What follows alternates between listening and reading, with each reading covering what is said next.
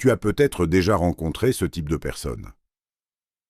Au début, elle semble intéressée, présente, même intense. Mais dès que la relation devient plus profonde, quelque chose change. Elle devient distante, froide, confuse. Elle envoie des signaux contradictoires. Un jour proche, le lendemain inaccessible. Et la question revient toujours.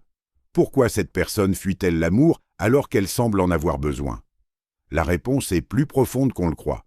Une personne émotionnellement indisponible n'est pas forcément incapable d'aimer. Souvent, elle a simplement appris que l'amour pouvait faire mal. Alors, inconsciemment, elle développe des mécanismes de protection pour éviter de revivre certaines blessures.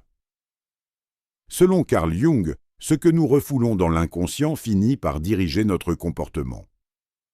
Et beaucoup de personnes émotionnellement indisponibles sont contrôlées par des blessures qu'elles n'ont jamais réellement guéries. Elles veulent de l'amour, mais elles ont peur de ce qu'il réveille. Car aimer profondément demande une chose difficile, la vulnérabilité. Et pour quelqu'un qui a été rejeté, abandonné, humilié ou émotionnellement négligé, la vulnérabilité peut ressembler à un danger. Alors, le cerveau crée des défenses. Certaines personnes deviennent extrêmement indépendantes. Elles répètent « je n'ai besoin de personne ». Mais derrière cette phrase se cache parfois une peur immense d'être déçues. D'autres deviennent perfectionnistes dans leurs relations. Elles trouvent toujours une raison pour ne pas s'engager complètement. Le partenaire n'est jamais assez. Le moment n'est jamais le bon. Parce qu'au fond, garder une distance émotionnelle donne une illusion de sécurité. Certaines personnes émotionnellement indisponibles utilisent aussi la distraction permanente. Travail, téléphone, réseaux sociaux, succès, sexualité, humour, silence. Tout pour éviter de ressentir ce qui se passe réellement à l'intérieur.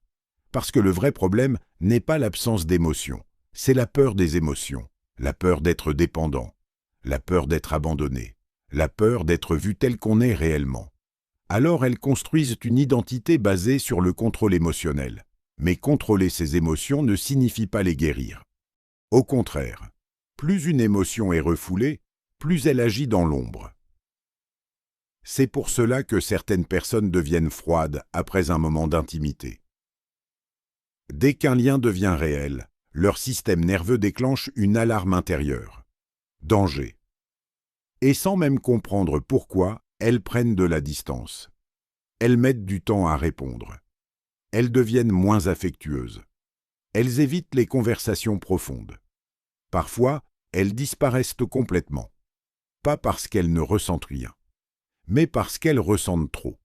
La psychologie des personnes émotionnellement indisponibles repose souvent sur un conflit intérieur invisible. Une partie d'elle veut aimer, tandis qu'une autre veut survivre émotionnellement. Et tant que ce conflit n'est pas conscient, il sabote toutes les relations. Le plus triste, c'est que beaucoup de personnes émotionnellement indisponibles souffrent en silence. Elles veulent être comprises, mais elles ne savent pas comment s'ouvrir. Elles veulent être aimées, mais elles ont peur de dépendre émotionnellement de quelqu'un. Alors, elles vivent dans un paradoxe permanent. Elles cherchent la connexion, tout en la fuyant. Carl Jung expliquait que la guérison commence lorsque l'on rend conscient ce qui était inconscient. Et c'est exactement ce que ces personnes doivent apprendre à faire. Comprendre leurs mécanismes. Observer leurs réactions automatiques. Identifier leurs blessures d'origine. Parce qu'on ne change pas un comportement qu'on refuse de regarder. La vérité, c'est que beaucoup de comportements émotionnellement indisponibles viennent de l'enfance. Un enfant qui a grandi dans un environnement froid ou imprévisible apprend parfois que ses émotions dérangent. Alors, il devient autonome trop tôt. Il cache sa tristesse. Il apprend à ne compter que sur lui-même. Et devenu adulte, il reproduit ce fonctionnement dans ses relations. Il aime, mais à distance. Il ressent, mais en silence. Il veut rester, mais il fuit dès qu'il se sent vulnérable. Le problème, c'est qu'à long terme, cette stratégie crée de la solitude émotionnelle. Parce qu'on ne peut pas construire une relation profonde en restant constamment protégé. Un mur émotionnel ne filtre pas seulement la douleur, il filtre aussi l'amour. Mais voici la bonne nouvelle. L'indisponibilité émotionnelle n'est pas une condamnation, c'est un mécanisme appris, et tout mécanisme appris peut évoluer. La guérison commence lorsque la personne cesse de voir ses émotions comme une menace. Lorsqu'elle comprend que la vulnérabilité n'est pas une faiblesse, mais une porte vers une connexion réelle. Cela demande du temps, de la conscience, de la patience. Parce qu'apprendre à aimer sainement quand on a appris à se protéger toute sa vie est un véritable travail intérieur. Mais c'est possible. Petit à petit, la personne apprend à rester présente dans l'inconfort, à communiquer au lieu de fuir, à exprimer ses besoins sans honte, à accepter qu'une relation saine demande parfois de baisser les armes émotionnelles. Et c'est là que naît la transformation. Le jour où tu comprends que la distance émotionnelle ne te protège plus, elle t'emprisonne. Alors tu arrêtes de fuir les autres, et surtout, tu arrêtes de te fuir toi-même.